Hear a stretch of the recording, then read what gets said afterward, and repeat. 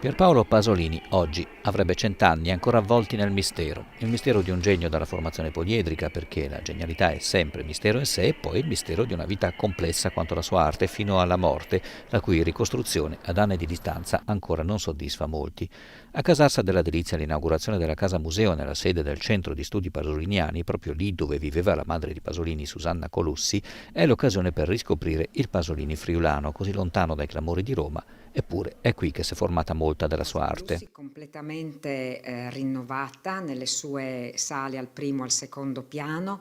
illustra gli anni friulani di Pasolini, la sua formazione qui in Friuli, ed è affiancata da un'importante esposizione di 25 opere pasoliniane tra disegni e opere pittoriche che costituiscono l'allestimento dell'Accademiuta di Lenga Furlana, il cenacolo letterario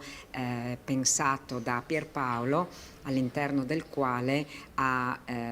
insegnato, ha costruito e elaborato poesie, scritti. In questa casa Pasolini passava ogni anno le vacanze estive e vi soggiornò in modo permanente dal 42 al 50, quando tornò a Roma. E proprio Roma, la città che ne ha conosciuto la maturità e l'arte cinematografica, dedica a Pasolini una lunga serie di eventi, non ultima la mostra dedicata al Pasolini pittore alla Galleria d'Arte Moderna dal 14 ottobre, mostra che si avvarrà anche del prestito di alcune delle opere esposte a Casarsa.